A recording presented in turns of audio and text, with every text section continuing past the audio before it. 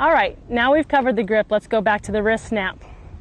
With that 4-finger or 2-finger, whichever one you're using, because you're the comfort zone through there, we got to talk about what the wrist actually does. We're talking about the peel drop, and we'll go to the snap over the rollover drop, and that's where you're going to see the significant difference. But for this peel drop, once again, remember our little release point right in here.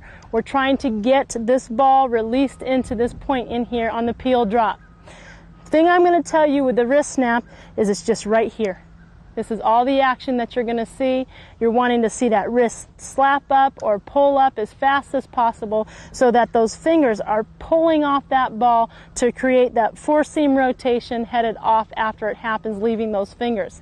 Now, one of the key significant differences in this pitch that's very hard for young players to master right off the bat is lifting of the thumb. When they come in here and they're going to snap, I have them raise their thumb, and it's not just straight off the ball or they lose the ball, but the thumb comes off the ball as they're snapping it so that they're getting a full rotation. If they try to throw it with the thumb, they've actually locked their wrist and they're actually pushing the ball, which is going to severely minimize the rotation, which minimizes the movement. So it's just a lifting slightly of the thumb and a snapping of the fingers if my hand was right here, and it's snapping right through there.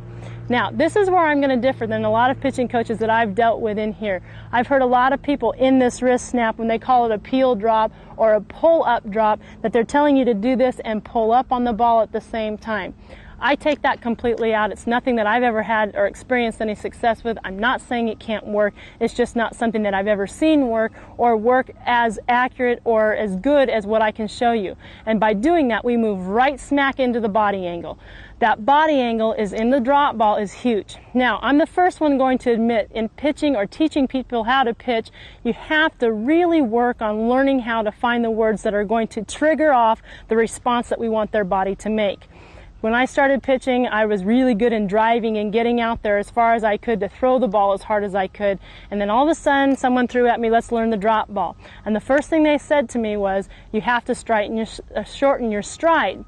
In doing that, I would shorten my stride and I'd take my whole motion. If my normal push-off motion was really explosive and really getting out there to throw the ball, and now they told me on this drop ball I had to take my normal stride right here and shorten it, I got to be where I was very compact and I would never really push and ever cover any ground to get that.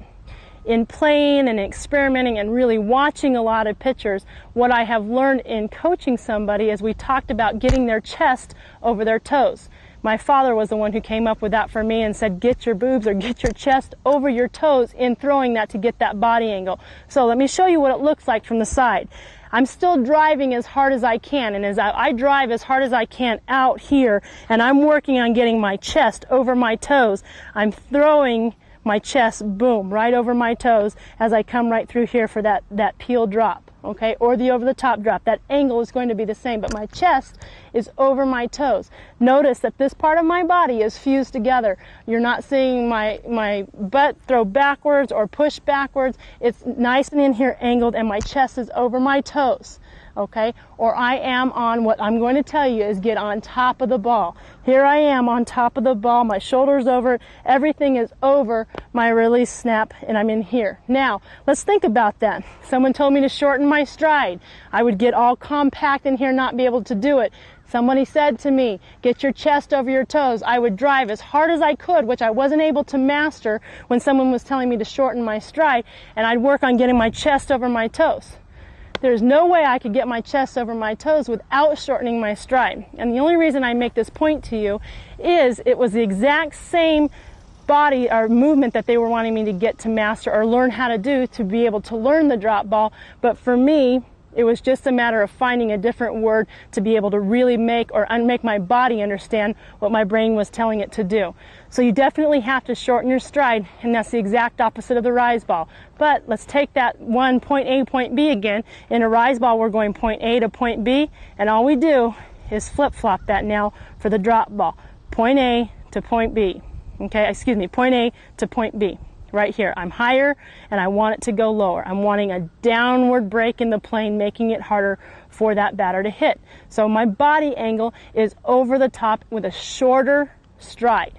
Okay, so we've covered body angle and stride virtually in that same thing because they really are one and hard to separate. It's your chest or over your toes, which technically shortens your stride, or if shortening your stride works for you, it's the same thing. The one thing I don't want to see you lose is that explosiveness or the push off the ground towards your intended target by shortening your stride. So which either one of those work for you, you're working on your chest over your toes and shortening your stride, and that will get that to go from point A to point B.